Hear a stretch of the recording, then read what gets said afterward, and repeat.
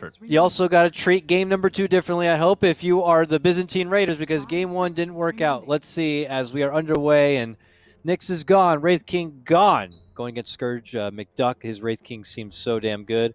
Puck, Rubik, and Death Prophet also going to go. We get Coddle and Clockwork out of the gate. The cut just kind of putting it out there. Here's our potential support duo. Not any real serious hard lockdown or stun, and they both can't really hit towers too well.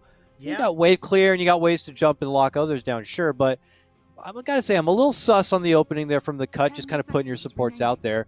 On the other side, it's a little more flex. You got Witch Doctor who can do it all as support, and then you got the Pango with some mild flex there.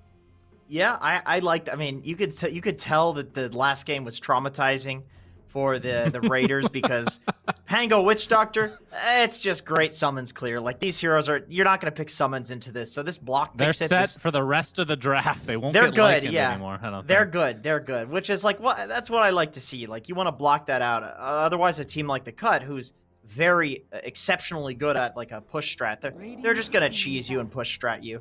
So get it out. Cube A is a fantastic Pango. It's probably his best hero, honestly, and definitely his best hero that is actually good. Because Legion Commander is one of his best heroes, but just a garbage hero. So, you can't pick that. This hero, this is a good one.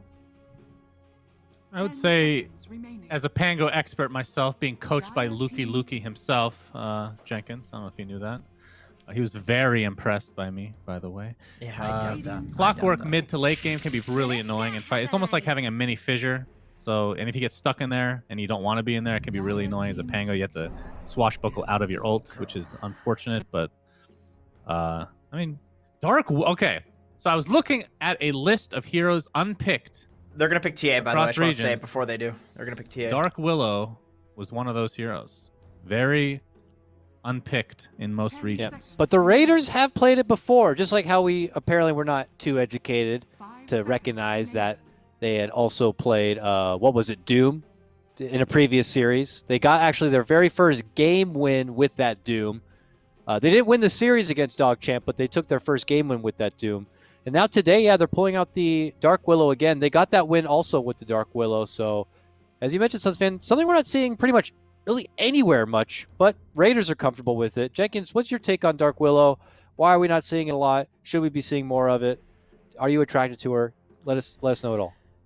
Yes to all of those things. I believe that one of the biggest oversights. No, I'm just kidding. I think Dark Willow is like incredibly underrated. This hero, she does a ton of damage. She has solo carry potential if you get some levels, if you get some farm.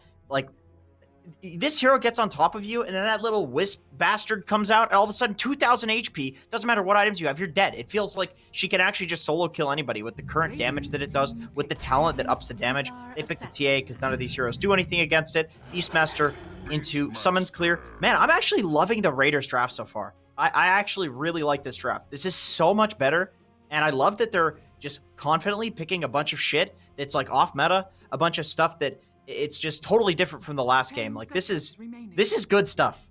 I'm actually feeling them right now.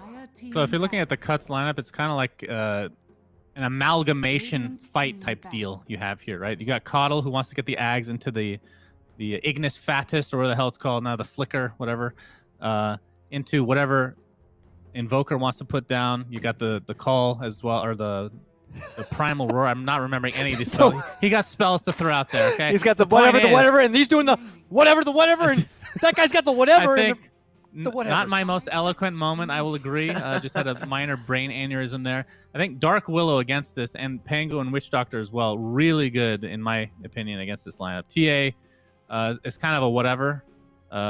It's good against Invoker because he doesn't really have any way to take off Refraction. And I'm sure it's a comfort pick for Byzantine as well. Oh, yeah. You got an Ancient Killer now. Alien Man Banana, probably one of his favorite heroes, I'd imagine, if not favorite by hero. far his best, by a huge margin. Like he has an order of magnitude better at TA than he has at every single other hero in the game. And I actually think, once again, talking about like disrespect of these summons heroes, I actually think it's disrespectful or a bait of the Cut. It's one of the two. It's nothing in between. It's either completely disrespecting the fact and thinking you can just beat the TA because you're way better, or thinking that basically you're going to counter it. So With what? I need to counter with Viper? something. Viper's still out there? You pull out that dirty flying green thing? Has to Really? be Then a you got carry. no late game. We Yeah, need a you got carry. no It late needs game to with be a that. carry counter. So let's see. There's not many of those really. Like it's all mid and off lane counters usually. And look at all the carries that have been banned so far as well. I mean, both teams need a carry theoretically. Morphling is still a carry that's out there. It's You know not what? exciting. Alchemist is out there. Not exciting. You can Monkey King. You could like. Okay, they just go TV. Against Pango, man. You know what?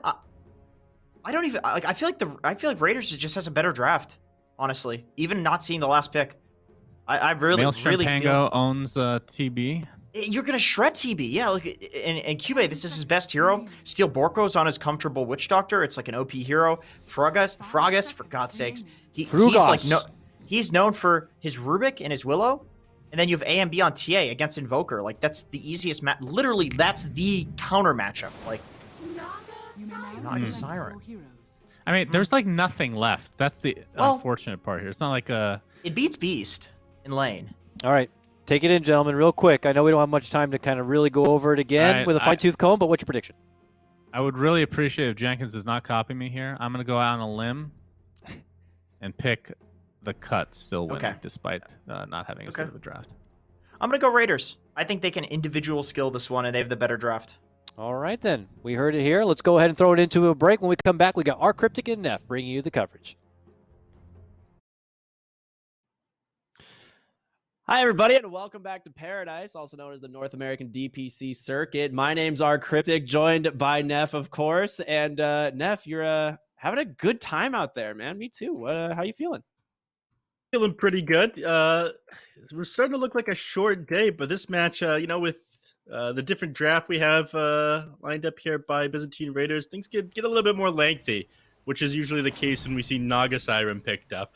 Gotta say, I'm not a fan of this hero dodging out fights for like 30, 40 minutes, holding your teammates hostage. A different sort of situation, when you're playing an organized match with and against teams here, but still, I've got some serious PTSD from the Naga Siren Radiance patch we had a number of years ago. Oh God, don't make me go back. Yeah, I don't want to go back either. But things do look a little bit better with their draft. It's not like they're dealing with the menagerie lineup and have no wave clear. They can cut waves with Naga. They can spam things out with Pango, with the Swashbuckle. They can take fights on the high ground very well thanks to Rolling Thunder. So should be a little bit closer match. I'm concerned about what happens at late game against the cut, though. We were discussing that between the game here, or between the little break that we had. TB just too much armor for Templar Assassin to burst her down, right? Yeah, I think you have the armor issue, but the thing I look at most is how much Terrorblade is enabled versus the other heroes on Byzantine, right?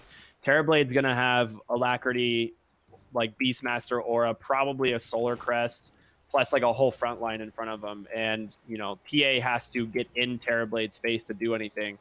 And if she gets roared, she just dies immediately. So I think the late game, you're looking at what could potentially be an unstoppable Terrorblade. The question, it's all going to come out of the lanes, I think. This game, I think, is going to be incredibly important how the lanes play out. Yep. So how good are your lanes on Byzantine Raiders, and can you close out the game when you're playing against, the pick-off potential of the Clockwork, the tower defense of this Keeper of the Light, who, in my opinion, is one of the better heroes of this patch, able to hold the mid lane especially so well. Mm-hmm. Vol's pretty good on the Keeper of the Light. I mean, we have a handful of players in the Division 2 who have become, they've really proven themselves on this hero to warrant the absolute respect. I mean, the hero alone warrants a respect ban. In my opinion, like, this hero is just way too good. But when you have someone who's also incredibly skilled on it and can take advantage of the map, it makes the game just that much more difficult. And I think when you look at the cut, their mid-tier 1 tower is incredibly important to their draft. And you now have a Coddle to keep that thing alive to probably 12, 15, 20 minutes into the game. Yep. It's a lot of burst damage the Coddle just dealt as well. I do want to say, though, one of the issues I have with the Coddle being picked up here is usually you like running it with a spirit hero, like a Void, an Ember, somebody who rotates very easily. That way the Coddle, has a little bit more of an excuse to hold mid, sap a little bit of XP and gold because he's forced to play a little bit further back inside the laning phase. Not the case here. Invoker likes sitting inside the lane and holding it just as much as Coddle does, so I don't see him moving around and going for ganks.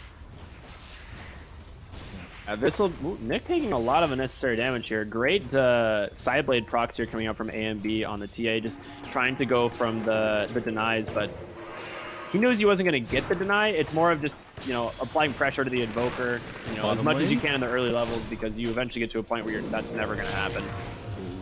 Yeah, Pingu almost goes down bottom lane, pretty close there. Yeah, dropped pretty low, just drops his cogs to get himself out afterwards. Don't really want to go down on the Clockwork at this point. He's going to be your number one playmaker throughout this game. Without him, I don't think much happens. You want to fall back and farm on this TB, the Invoker and the Keeper of the Light, both just mostly holding lanes, so he needs to be making things happen. He goes down anytime off the map. It feels pretty bad.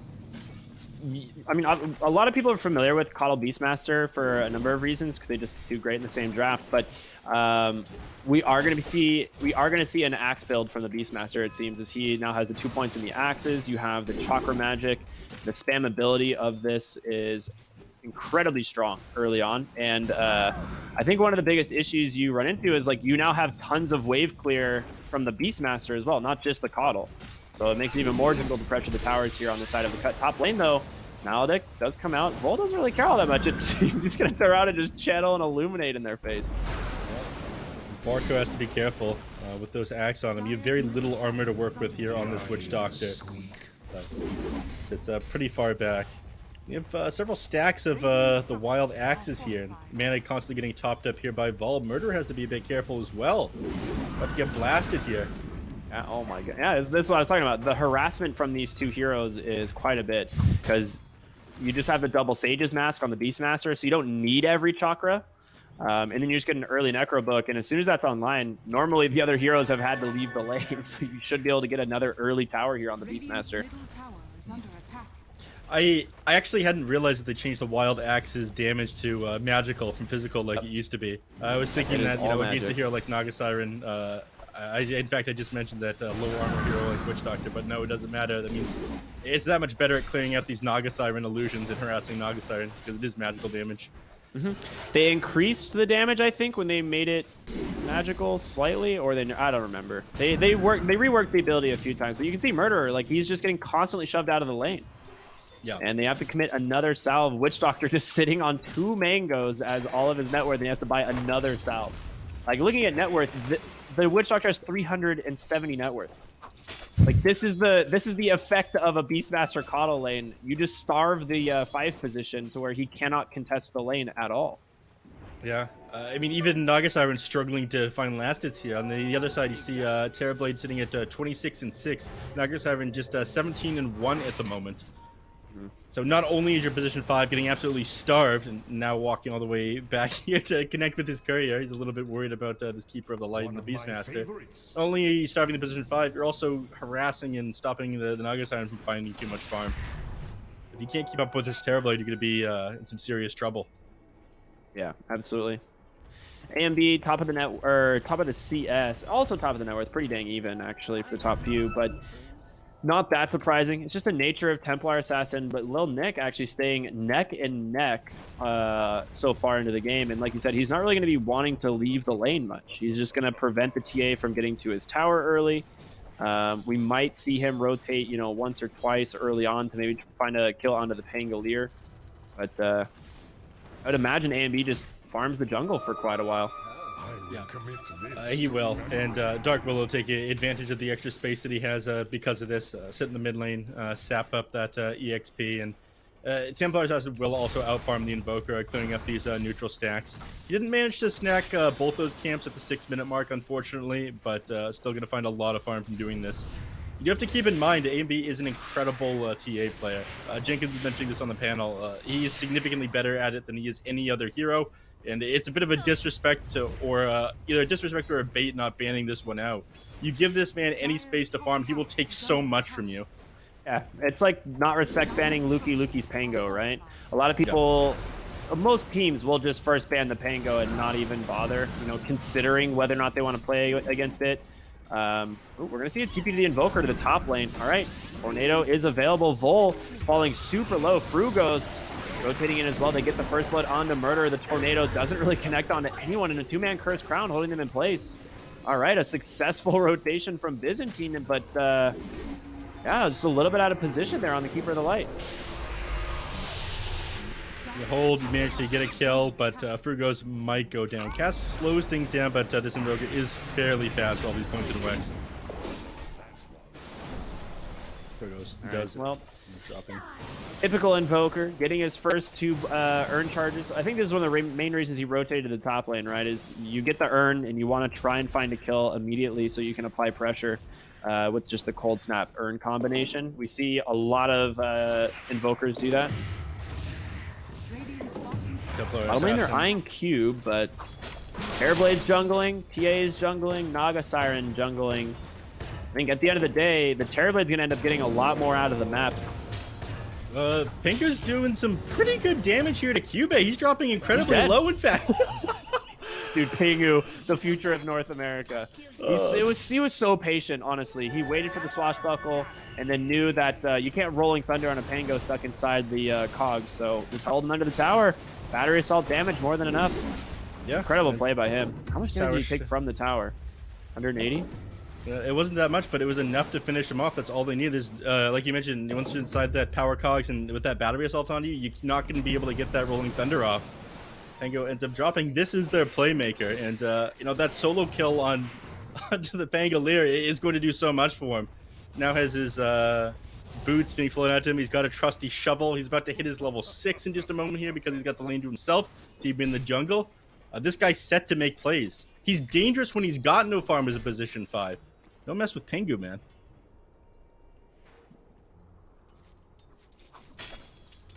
Cube back down here in the bottom lane. I don't know how safe he is, Ricky. I mean, we just found out that he's not super safe. You're right. Like that was one of the, he just has to be more defensive with his swashbuckles, I guess, because Pingu is, you know, just like kind of stalking him. Top lane though, this is what we're talking about. The push coming in from Tingle King with his level 1 Necro, but takes a lot of damage from Cube. The Rolling Thunder will finish him off. Nice play by them. And Lil Nick now, he should be fine. He's going to be able to take a little bit of damage here from the Pangolier, but he's going to try and roll himself away. But Cold Snap plus that Urn Tornado to follow the EMP. They're even channeling an Illuminate Cube. A lot of damage, but will he survive? Murderer trying to close the gap. That Urn, oh, the Wand Pop. He is going to be fine. Dark Willow denying the top tower, and the rest of the supports running to the trees. They're able to pop him, though, with that Cold Snap. He's going to be stuck inside those cogs, so they will find a kill onto the Dark Willow here. Not the best case. At least we're not stuck in cords. No, not the best case. So, Pingu finding yet another kill onto Frogos, and Frogos is struggling himself. I mean, both the teams have their playmakers here, and the Dark Willow needs to, I guess, deal with the heroes on the cut up until Templar Assassin has his Blink Dagger, has his Desolator completed, but that's not what AMB is going right now. In fact, he's going for the Dragonlance. I guess just super concerned about this Clockwork catching him out inside the power cog, so he wants that Hurricane Pike up as quickly as possible. But that means you're not going to have the damage to take care of any of these heroes on the cut. Yeah, I agree with you, man. Looking pretty difficult so far for the side of Byzantine. Ooh, team fight mid. Tornado, they just get the tower, and I think they back, right? Cube rolling on through. Hookshot, however, on the backside does find Steel and clipped barely by that Illuminate.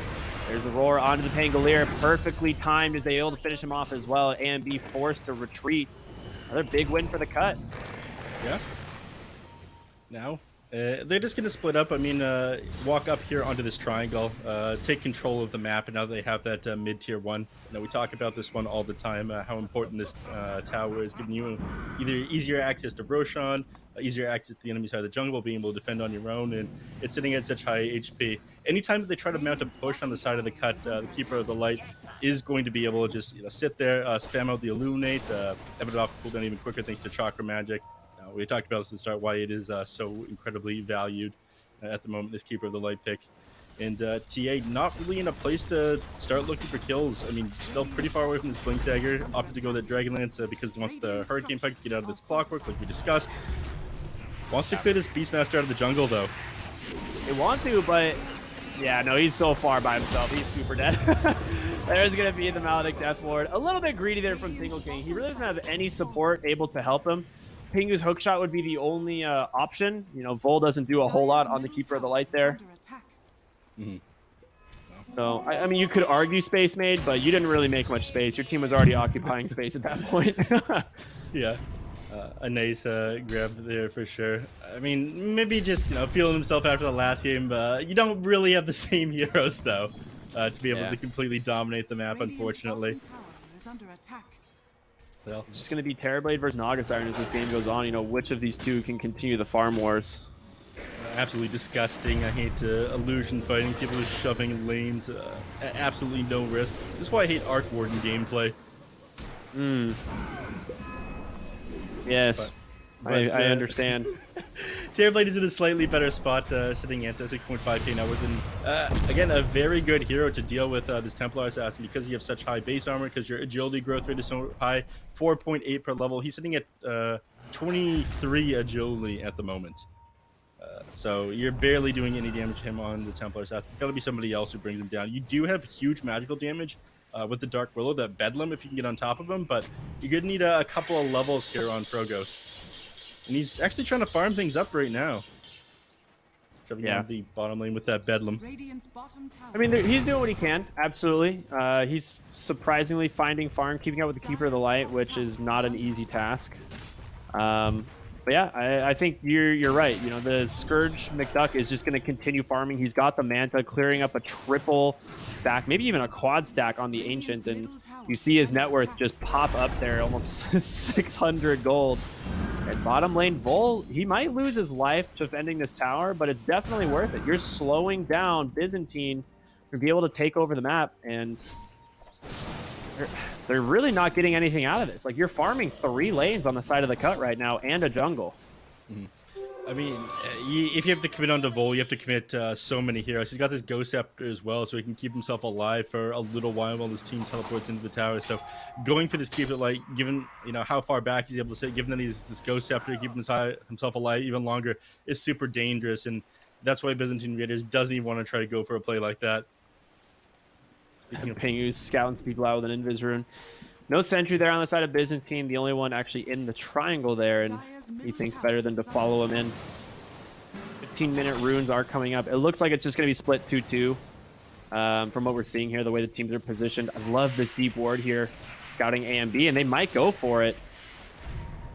That'd be super difficult to do. All right, well, he just drops a trap on the high ground and is like, hell yeah, howdy there. Are you trying to set up on me? Not really a fan. He does have a Blink Dagger, so he can set up on them, and he's got a Vision of Pengu. He needs somebody to follow up, though. Doesn't have enough by himself. He's got to be careful. It's like he's really far forward by himself. Like, if he had any backup on Pingu there, he turns out with that hook shot, you might just die. Yeah. Fairly confident blink forward there. They're trying to defend this tower. Ambi TP's in a nice Bramble Maze on the backside, catching the real Scourge, but Tingle King just TP's out. And the Terrorblade Illusion still able to do a little bit more damage to that tower before they leave. Their goal, I guess, still a pre-20-minute tower. Once again, would be a fantastic find for the cut. They're off to a pretty good start, sitting at 373 HP in only 15 minutes into the game. So Beastmaster will find his way back up there and eventually, and I imagine take that. Even if you have the chance to respond, you can't clear out those the Boris, the Necronomicon units instantly. Unless you have the Witch Doctor throwing out the cast, of course. But he's probably not going to be able to respond in time. That tower will go down pre-20-minute mark unless they somehow manage to take a huge team fight. Given that there's no Desolator on this Templar Assassin, I don't see them having the damage to do so. I see AMB do this in most games on TA, where he'll pick up the Dragon Lance first, especially if he's against another ranged hero that he's going to be fighting directly with, in this case Terrorblade. I would like Scourge, honestly, after this Butterfly, to pick up the Aghanim Scepter. Really? Yeah, because it is reduced by Chakra Magic. It's actually so busted. Huh. I mean, it's pretty good. I don't think some of these Aghanim Scepter upgrades that are basically ultimate should be reduced by that, Fire Snap, Gobble Up, and Spit Out, for example. They found the Invoker. He's gonna go down. Little Nicholas. Up by a ward. They had a sentry here, but it's just barely missing it. They get the tier 2 tower in the process. Single King top lane trying to run away from Cube. His roar is available, so he might just turn it onto one of these two heroes. Question is which one? It's going to end up just being the Pangolier. The damage coming in from AMB will help finish off the Beastmaster, but now you're trapped inside the cogs. Pangu doing so much damage. If they can take down AMB, it'd be a huge win. There's going to be the Illuminate. He's got a refraction in 1. Looks like he will be able to survive. Can he get the blink off? He will indeed, and AMB should be able to survive. Just barely makes it out of there, getting away with murder, AMB. And going to be pretty close to that Desolator we were talking about after that last team fight. Very important kill there onto Tingle King and Pingu. And now a little bit of room to breathe finally on Byzantine Raiders. AMB, he's in no danger here. He's got refraction up. He's Coddle Blast mean absolutely nothing to Templar Assassin. They're both going MQ. The Terrorblade and Naga Siren have almost identical builds. It's very funny. I mean, Terrorblade is up a full Dragon Lance, but they're both going just this Manta Butterfly. I mean, you're dealing with tons of physical damage here. It makes sense to me. Have the highest chance, or your EHP is increased just like way more against the Templar Assassin when you've got that evasion to work with, and you get the extra armor from the Butterfly thanks to that agility. Taking the jungle creeps right at the upgrade. This is, look at this. This is Timing's Ring of Aquila, Essence Ring, Dragon Scale, Vambrace. So many good items dropping. Another Dragon Scale, balance in all things. Pretty good item if you want to start pushing, which I'm pretty sure the cut want to do. You don't want to drag this out ultra late against the Naga Siren. It becomes very miserable to play against. Suddenly mounting any kind of push because of that wave splitting potential she's got. You got another shawl. I mean, I think the Dragon Scale is going to end up on the Beastmaster, right? More push potential, more armor. Why not? The Nether Shawl definitely going to end up on Lil Nick. That magic resistance and spell damage is quite good. You'd think so. This is flying out. I mean, he's not holding on to it yet. He's got the Craggy coat still. Or sorry, the chipped vest. Rest in peace, Craggy coat. I remember you fondly. Ooh, I will not. I hated that item. And speaking of being hated, Invoker top lane. They don't have protection. All right, Lil Nick. Oh, they got him. Never mind. You found him. Well done, sir. Just kind of rolling around, trying to stay on top, and made enough time for Steel to walk on in with that dust. You don't have any spells left. You got to be careful, sir. Takes a lot of damage from this Coddle. All right, Necrobooks go down. Murderer. Also getting the bad side of a reflection right now. Reflection? Yeah. Refraction? Reflection, right? Reflection. Nice. Refraction is the other spell inside this game. But nice. A very awkward place to take a fight there for the cut, so they're forced to get back with the Invoker Jet. If you have everybody grouped up, you know, the Terrorblade is still feeling really strong right now, but they're sitting on the high ground there, and you'd be bunched up on this ramp here against, like, yes, Rolling Thunder's on cooldown, but Paralyzing Cats becomes very scary in that situation, as is, like, Curse Crown and Bramble, so getting back definitely the move to make there on the cut. Who are suddenly not doing so hot. I mean, only 2k net worth up. The lead hasn't really changed at all, despite them having map control. Templar Assassin and Naga Siren finding a lot of farm. Yeah, exactly. And we knew this was going to happen. AMB farms incredibly fast on this hero. The big issue is Lil Nick and Tingle King really are struggling on net worth. Like they are not pulling ahead. We didn't see like a Midas pickup on the Invoker this game, so Lil Nick's inherently not be able to keep up with the farm of the other cores. And Beastmaster, he is like very low priority compared to areas of the map he's allowed to farm when he's got a Terrorblade on his team. I mean, he's gonna be shoving out lanes with his illusions. He's gonna be farming up jungle. You need to be taking dangerous farm and shoving out towers at the moment. And the rest of your team doesn't really want to do that. Poke up mid. The TA would be obviously the best possible find, but they're pinging top lane where the Dark Willow is, and instead of going to walk right into Steel on the Witch Doctor. Hookshot comes out just to help secure it. Absolutely. Witch Doctor, real no way to get out. The question is, can they get the Willow as well? That would be a fantastic find. Steel somehow still surviving. They didn't want to commit any of their really big spells. Drops the Maledict, only really connecting onto one. Frugos I'm taking that Terrorize, but they're going to find Terrorblade on the lower ground, and he is completely starting to Terrorize. Not going to come out. Nice Manta Dodge. Roar as well, just to hold them in place. The Terrorize finally does connects onto 2. Cube down to the low ground, but Illuminate from Vol will find him, a nice Solar Bind holding A and B in place. Does have that blink. Very close fight there from the cut, and they can walk right into the Roche off of this one. Yeah, I mean, they didn't get what they wanted with that Metamorphosis. They were hoping to take more heroes out there, but given the fact you're sitting right inside the pit, Metamorphosis already used, we take advantage of that. Just like, take the biggest win possible. Pangolier did for another 22 seconds. Even if he did have buyback, he wouldn't have Rolling Thunder available. You just have to give this one up. You have Song and the Siren to work with, yes, but going into that one and grabbing that with the lack of damage that you have right now, just a bit too dangerous. Yeah. You have that Butterfly, the Alacrity, just the general Inner Beast aura. Like, you have so much damage on this Terrorblade for that Roshan. Like, if you get, 30 seconds of free time to click Roche, you're going to go do it. Yep. And that's exactly what they had. Now the Terrorblade needs to sort out this lack of HP issue he has, only sitting at 750. What's up, Scotty? So, yeah, Eye of Scotty is what he's working on next. Very good against the Templar Assassin. This slows her down by 50% as she is a ranged hero. Yes. I still want to see the Ags this game. I'm going to be really bummed if I don't see it. Speaking of Aghanim Scepters, we have an Ags Dark Willow. Frugos rushed the Ags. I mean, he's been doing pretty good this game. One of the only reasons that fight didn't go even worse was that beautiful Terrorize he ended up getting off onto the TB.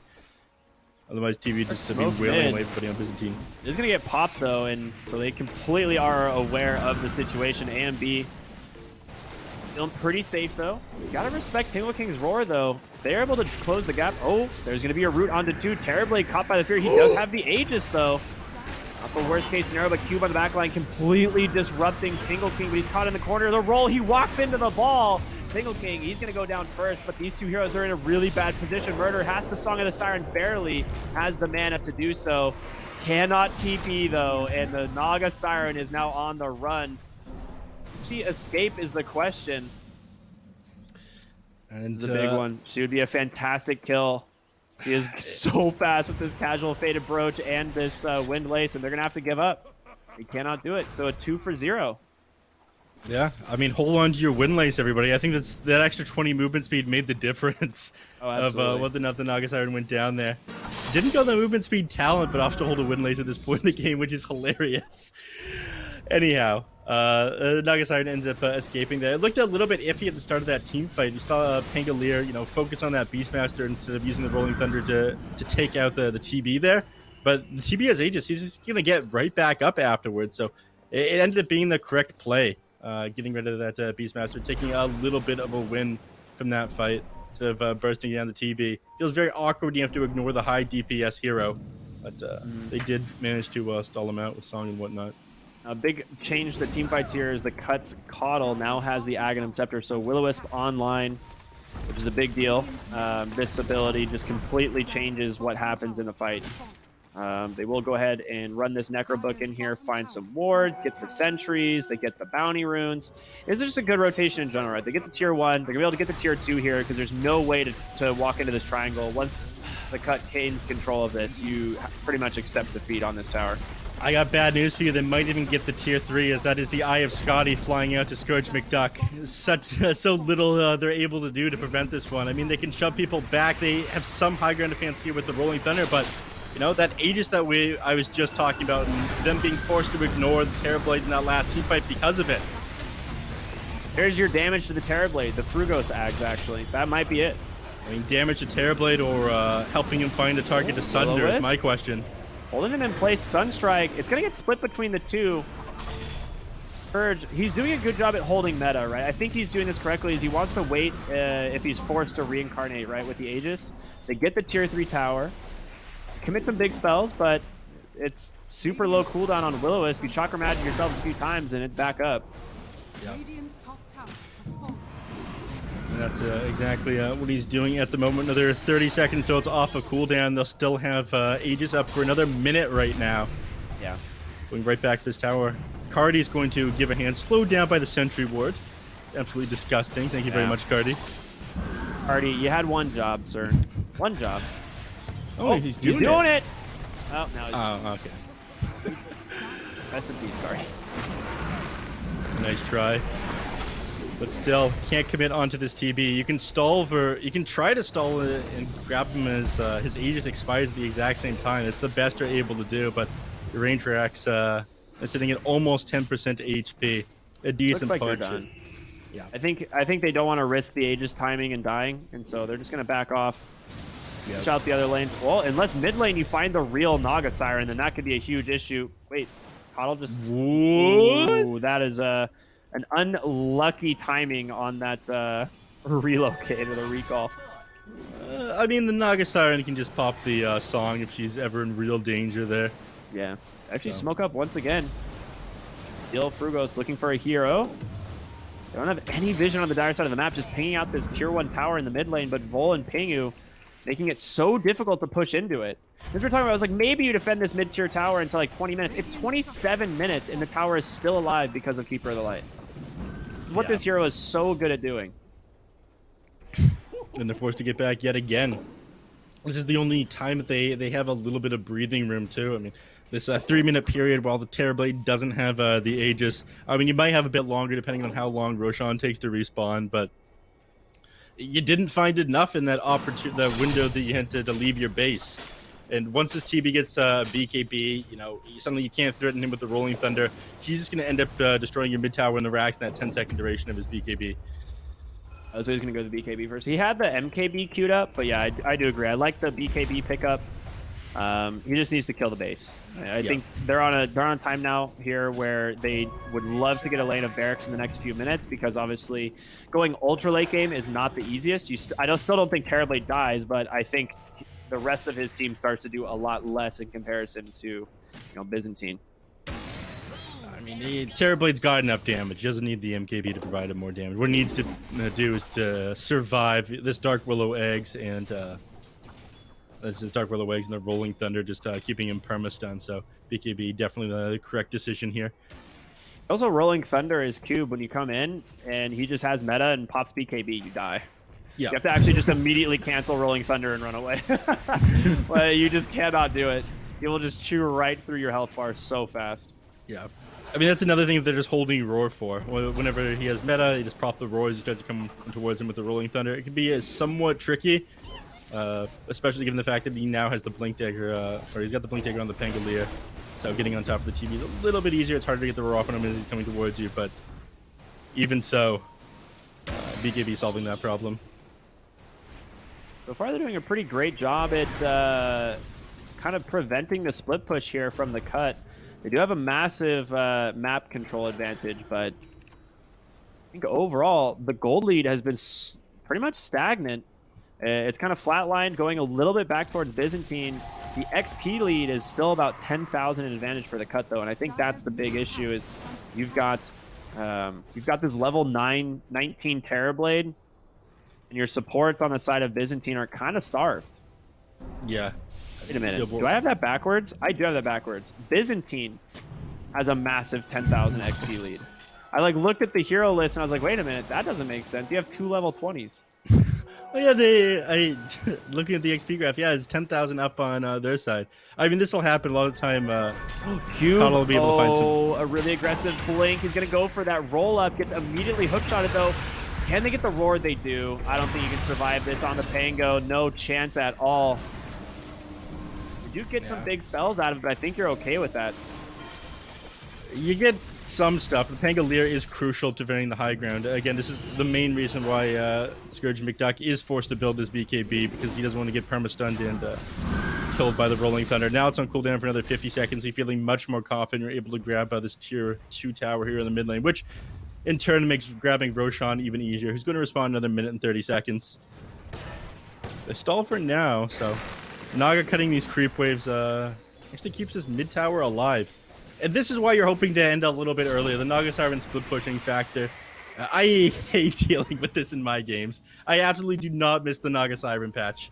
Yeah, she has the Heart of Tarask finished as well, so tons of HP, 30 armor almost 3.2k HP to work with. For some reason, it looks like the health regen number is broken. Like, she's definitely getting more than 15 health per second. Oh yeah, she's getting about 66 health per second, so that's pretty good. Yeah. Naga Siren, very tanky hero, and doesn't really have to go back to base, and continuing to hold onto this faded brooch for the extra movement speed. Incredibly valuable getting from place to place quicker. Maybe you'll change it around if you get a very good tier 4 item. I mean, Ninja Gear wouldn't do the trick, as the mana at this point not that important. Curious what your next item is going to be on this Naga Siren, though. Oh, look at the courier witch doctor. Oh my god, he made it out. Tingle King, the spooter legs. He's gonna find. Oh, he needs to chop the trees. Oh no, he's got it with the boars. Okay. That was entertaining for sure. Lil Nick. All right. Ghost walk out. He knows that Dark Will is up on the high ground thanks to that terrorize. Just gonna immediately Shadow Realm TP. Yeah, Roshan respawning in 2 seconds. Pingu, don't you do it. Don't you do it. Stay in there. Oh yeah. Look at that. Pingu. How many good things does Pingu do, honestly? I mean, he's carrying the game, let's be real. He is the future of NA Dota. Guy, so freaking good. And, yep, Terrorblade, pretty good at taking the Roche, and I'm waiting for that Alacrity, a casual 260 plus 170. That's a neph, quick maths. That's a lot of damage. That's many damage right there. And it might just be enough for them to grab this Roshan before the Naga Siren has a chance to get in there and use the Song of the Siren. It is. Yeah, Aegis Cheese on board now. Yeah. I mean, that's one of the moments you have to turn this game around. Naga Siren being so good at taking these Roche fights, but you're just going to go down! Naga, she gets roared immediately coming onto her. The damage coming in, the EMP, they burn all her mana. No Song of the Siren, buyback available. Scourge even commits the BKB just in case. Such an important kill. They don't even care about this backdoor protection. Look at Scourge McJuck rip through this with the Alacrity. 500 damage and attack he's got. And he's attacking quick. Yeah, his You're MKB gonna have to just buy got back delivered. here. Oh yeah, absolutely gonna have to buy back. They will go ahead and use Fort, I'm sure. Yep, there it is. Trying to slow down this push. But yeah, you're going against a 500 damage Terrorblade here. And it's just gonna keep getting worse. Okay, that was a lot of damage coming out from A and B there, but Scourge, there it is, the Solar Crest, the Alacrities. Where are they? Give this man the damage. Scourge, he will lose the, or he will get the tower and loses for his health. And AMB uses the BKB immediately. Scourge, he's got to be careful. He doesn't have BKB available. Gets the Force Staff out. A nice ultimate coming in from the Witch Doctor, though. Plus the damage from Cube. Scourge, he has to get the Sunder, but it doesn't happen. They chainsaw him down perfectly. Cube, an incredible play. Yeah, finished off there finally. I mean, he used that BKB a little bit prematurely there on Templar's Addison, but AMB just being as disciplined as possible. If he ended up getting that Sunder off on the TB, you know, you can't make that play happen. This is why he bought that BKB, and this is why he was super worried. But you know, you committed onto that Naga side, and you managed to hold the rack. So you're holding the line for now. 50 seconds without the TB, and they might finally get this tier 1 tower. Clap it up, everybody. We got a tower down in the mid lane. Check mark. We've done it. I mean, this is such an important objective. Suddenly it's so much harder for the heroes on the side of the cut to access Byzantine Raiders part of the map. Oh, blink for a bottom lane coming in from Tingle King. Dark Willow just used the Shadow Realm. She's going to go down. Nice play by him. Roar's down, but I think you're okay with that. He's about to have an Aghanim Scepter, giving him the 0 cooldown axes. Is that it? It doesn't increase the damage. It just gives 0 cooldown when they come back. Yep, that's it. That's the spell. Nice. It's pretty good. I mean, just that's pretty good. He's building it, isn't he? Yeah, it's done. It's not he's building it. It's actually done. I mean, it's good enough that he builds it. I'd say that makes it good enough. He's got the talent as well. It gives him the extra 50 damage. On, maybe. Yeah. I actually really like this. Yeah, 180 damage, 12 additional damage per stack, 0 cooldown axes, and in melee range that is no cooldown. You just press Q, and then you just keep pressing Q. We do see A and B on the backside. I believe a Flare's not going to catch, though. You see Cube for a moment, but he swashbuckles up onto the high ground. The Dire sniffing out this smoke. Oh, they actually saw the Invoker on a sentry, maybe? Oh, there are no sentries here. I don't know. Just making very safe heads-up plays. I know they want to end this one, and they don't want to play the ultra late game against the Naga Siren. Right now, you do have the advantage, but the game, it's suddenly a big question mark who wins it. One bad team fight against a super late game Naga Siren and TA, you're just able to shred through towers. this Orb of Destruction, making that one even easier. Oh, Pingu's been found by Frugo, so he's going to take a decent chunk of damage here. Vol could try and save the lad. He will go for that hook shot out, but nowhere to go. Surrounded by the side of Byzantine Raiders, going to give up that one. And Murder just continuing the split push, does have the Lincoln Sphere now. Not going to let himself get roared again. I mean, we can very obviously the 5K net worth advantage here that they have on the side of the cut, but XP, you know, still has been in the favor of Byzantine Raiders, and just due to the fact that, like you mentioned before, the supports are somewhat starved, which makes it a little bit easier for them to take these fights. And Pingu, at this point in the game, because they're forced to play so tight on the Byzantine Raiders, you're not really finding these pickoffs. You turn from, you know, a playmaker and an initiator to a suicide initiator who just kind of drops Solar Crest on the Terrorblade when he's ready to push high ground. Love to see Illusionist Cape. Illusionist Cape and the Leveler. It doesn't get better than that. It really doesn't. They do get the Minotaur Horn on the side of Byzantine Raiders, which I'm not sure exactly who's going to take it. Honestly, I would say it's pretty good on any of these supports or even Cube, just to make sure that he can get, you know, one of his big spells off. I would like to see Cube hold it. I mean, he's got roll up, which helps get his stuff off, but you know, to guarantee that Rolling Thunder, use that during your transformation time. Suddenly you don't have to worry about Pingu getting on top of you. This relic's pretty good. I'm not sure exactly who's going to take that, though. Don't you have, like, they don't have, like, one specific hero that does a lot of magic damage. Telescope, solid item. In general, cast range for all these heroes is amazing. So, we'll probably be fine with that. Yeah. And the Ninja Gear, like we talked about, I mean, you were holding on to that Faded Brooch instead of any tier 3 item. Now you've got another extra 10 movement speed on top of what the Faded Brooch gave you, plus the 20 agility.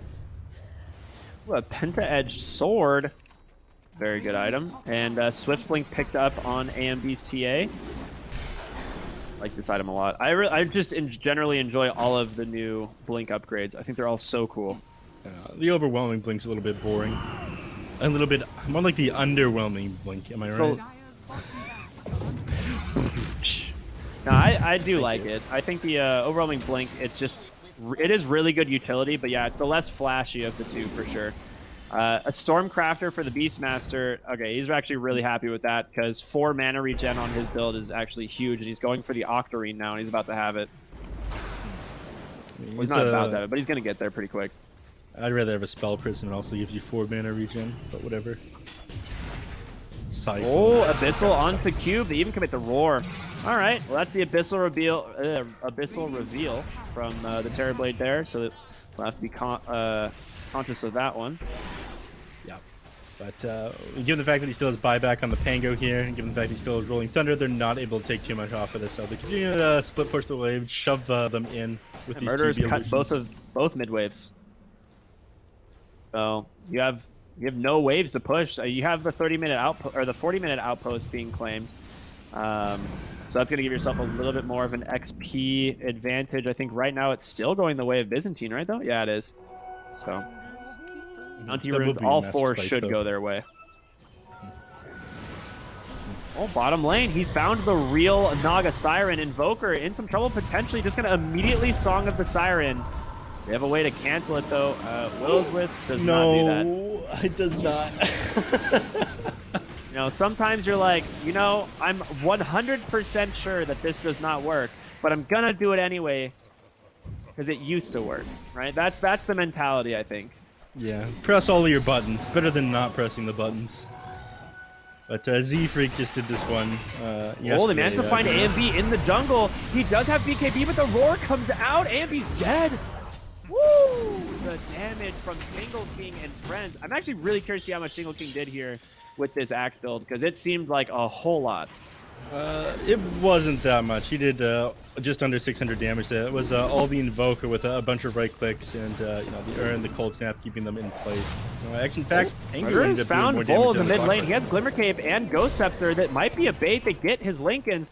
He has no Song of the Siren either. You can't run away. The Willow is going to be able to pull him back in. The Manta Style is available to grab Scourge. The relocate to the Abyssal Blade. Murderer, you can't afford to go down, and he does. 80 seconds. Does have buyback. But that's him and the Templar Assassin down. They don't know the Templar Assassin doesn't have buyback. The Naga Siren is going to have to. You still have Fortify. It's just going to buy you a little bit of time, and 2 of the lanes are being shoved in here. But losing your Naga Siren feels so incredibly bad. She needs to be cutting these creep waves. There's nothing you're able to do here. They're set up in your base. Naga, you got to get back in there and do something. You're going to force the buyback and Roche if TA were to buy back, but Roshan is available. It's a big one. The tier 3 obviously was already taken down, so this melee barrack just getting shredded by the Terrorblade. And melee falls. I think you just leave. You got what you wanted. Your first lane of barracks. Roshan has a free Aghanim Scepter, and if I'm the side of the cut, the Terrorblade is going to be terrifying with this axe. Yeah. Put the terror in the Terrorblade, as you mean to say. Yes. They're pinging it out. I mean, I'm just so excited to watch the amount of damage this Terrorblade is going to do on this Roshan. Oh, they fake back. They smoke. They're like, you know what? We know Byzantine's going to anticipate this.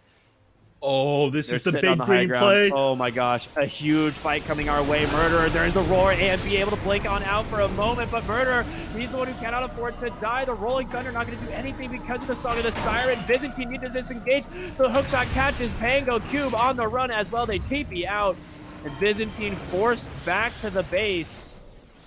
Now it's Roche time. Scourge just going to scooter legs over the walls. He did commit the metamorphosis here, and yeah, that Roche is going to fall very fast. And you just have to let that happen this time. You don't have the Song of the Siren. You don't have that Rolling Thunder. You absolutely need these abilities to fight into them at the Roche pit. Oh, all right, Next, give up the Aghanim Scepter to Little Nick. That makes no sense. That actually makes 0 sense. I know you have Cataclysm after Roar, and like it's pretty good, but it's not as fun as Terrorblade Axe. So You give Little Nick what he wants if he asks for that. That man is terrifying. This is true. Yeah. Lil Nick's really just like this incognito. He is, yeah. You don't let him get. He gets what he wants for sure. Abyssal Blade comes out onto Cube. Sunstrike off the mark, but holding by the Will-O-Wisp. There's no way you get Rolling Thunder off here, right? Lotus Orb. Can he do it? Cube. He needs to Rolling Thunder out, but it's not gonna happen. A bash from Scourge gets the kill, and now Cube down. Does have buyback, but. Again, like they're just doing so much damage. The melee barracks exposed in the bottom lane as Scourge just walks on up. He knows there's no fortify. Goodbye. It's like you can't stop the Terrorblade. Yeah. I mean, he's taking a lot of damage here. They're able to harass him, and Dark Willow is doing a lot. That's all magical. Your almost 50 aura means nothing there. Thank you, Naga Siren Illusion. Yeah, very convenient illusion there, right? Don't mind if I do. Oh, how do you do? Naga Siren, I mean, she's trying to split push as much as possible. We saw her in the bottom lane there, cutting the waves, smoking back out again with that ninja gear, doing her absolute best. But if she gets caught, the game is over, right? Like, she's on dieback. There's no way she can afford to go down here. We'll catch Pingu on the side. There goes Murder with the net, trying to do what he can, but a hook shot out, and now Scourge, he's pinging out the Naga Siren like, hey, I want to abyssal this target here. Song of the Siren comes out. We'll just disengage back to the base. She has no TP. Lil Nick might be able to cut this off. Does have a Force Staff, but an incredibly sketchy engagement.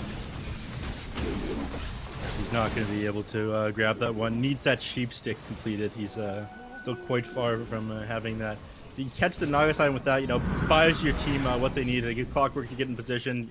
Terrorblade being able to move over there and get that Abyssal Blade off. Who's going to be working on his luxury items pretty soon. We start to see Swift Blinks, Aghanim Scepters, and Shards come out on him pretty soon. He's sitting on 10,000 gold. This is a 40k net with TB. Give this man an Aghanim Scepter, Neph. What am I, like, how many times do I have to say this? Do people not realize how good the Terror Wave is? He doesn't need the handouts from Roshan. This guy's pulling himself up by his bootstraps. This is he the can American just buy way. it himself. What is, like, he's got enough for Ags and buyback.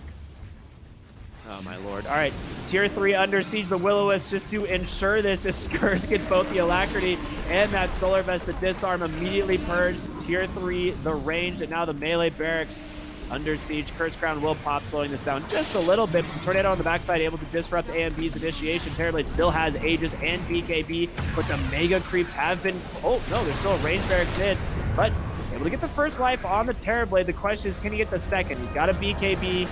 Can't time that stun perfectly. Hook shot on the backside from Pingu. There is going to be the meta, and they're going to turn it around, looking to catch these heroes and be able to purge off that reflection. Q needs to get out. He's bashed up. Pops that Ghost Scepter. Curse Crown, however, going to make this borderline impossible. And meanwhile, mid, Airblade Illusion, Breath of Boar, able to finish it off. Everybody got no BKB. They're going to be able to chase him down here. Terrorize does connect. Scourge on the run. Might have a favor here if he can get this Sunder off the Tornado. You're kidding me, Scourge. Is he going to survive? No, AMB with the blink on the backside with the help of Frugos. They take him down. A big win there for the side of Byzantine. But it is a costly one as you are mega creeped and the tier 4s are taking some damage. Things do seem hopeless. They can come back from mega creeps here. I've seen harder games. Templar and Naga Siren able to split push out these waves, but a lot of the time they're just going to be stuck in their base at this point. The game is looking very difficult. They're certainly not going to be able to take advantage of the 70 seconds. This TB is dead. Again, just backs against the wall at this point. Byzantine Raiders, they're not giving up though. This match being so important to them. They need every win that they can get. Point. Yeah, absolutely. All right, he finally queues up the accent. Imagine, neph, if you will, if you have Terror Wave in that last engagement. Pretty good. You live. You live. Probably don't die. Oh, forgive me. I'm not blaming. I think the Terrorblade Aghanim Scepter is incredibly undervalued. I think it's one of the better Aghanim Scepters right now, and I'd like to see people pick it up more.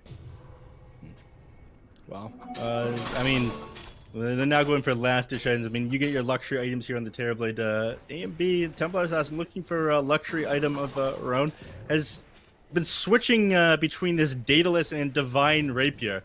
Hasn't quite made up his mind here with how he wants to close this game out. I mean, honestly, you have to go Divine here, I think. I don't think there's any way you can, like, realistically end this game with a Daedalus. Oh. You have to sell. Yeah, it's like you have to sell the Dragon Lance. Yep, there it is. He is going to go the Divine Rapier.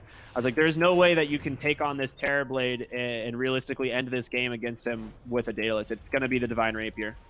Yeah, looks like he wants to hold for buyback at the same time. I'm not sure that's the play. I mean, actually, Tornado. It's not the Rapier. It's going to be a Nullifier. Okay, interesting play. Frugos caught out a nice blink in, rolling Thunder from Cube, but Scourge just pops his BKB. He's going to be able to take down that Witch Doctor so dang, or I'm sorry, that Willow so dang fast, and Song of the Siren gives her some time. The BKB expired. Murderer, he is going to make it out on the last second of that Song of the Siren. He goes down. The game is over here. Doesn't have the money for buyback. He's on cooldown for another 30 seconds here. Naga would be gone for so long, working on a Nullifier of his own. I mean, you're able to pick off the supports with that one, sure, but that's just the support. You can't ignore this TB. Yeah, I mean, you don't have buyback for another 500 gold on the Templar. And I honestly believe if you die on either the Naga Siren or the TA, you don't have a way of holding. Those two heroes need to be alive. Roar in the mid lane onto Cube. The Aeon Disc going to keep him alive though on the backside. Scourge, there's going to be the Terror Wave sending the Naga Siren back, and Scourge just going to lay into the Dark Willow. You've lost the TA mid. You lost the Willow bottom. The only survivor is Murderer. He's got nothing left. The team is going to start to surround him. The Lincoln Sphere is proc. There's going to be the Sunder onto the Illusion, and with the Deafening Blast, disarmed for so dang long, and Scourge will just beat down that Naga Siren. They continue the onslaught. Abyssal Blade is available. Going to stun up. Cube on the Pangolier does have Rolling Thunder. Will use it to get away, but Tingle King, he's got to be careful. I mean, it is just Cube wanting to have a little bit of fun before this game ends, I believe. There it is. The GG comes out. Can he finish off the Beastmaster? He does. Well played by Cube. Honestly, a great Pangolier player. But it's just not enough. Scourge McDuck on the Terrorblade, finishing it off with a quick 2-0 here for the cut. The cut showing why they are one of the strongest teams, with two strongest along with Simply 2 based inside the NA lower division here of the DPC, and things looking a little bit rough for the Byzantine Raiders. I mean, shaping up as this tournament is going along, looked very strong in the last series, but things not going so great for them, unfortunately, and it does feel a little bit sad, you know, as Jenkins was talking about, bottom two teams, they don't end up getting any money. There are a couple other tournaments in North America these teams have the opportunity to play, like some Raccoon Cup coming up, and on the 14th, I think some community gaming tournament coming up on the 13th, but this is looking like it's got to be the end of the road for Byzantine Raiders. They've got 2 more weeks. They got to make a super strong showing if they want to stay inside the DPC and make it into season 2. I mean, it is so important that they win these next 2 games. So today, not so good for them. They cut incredibly strong in Byzantine Raiders.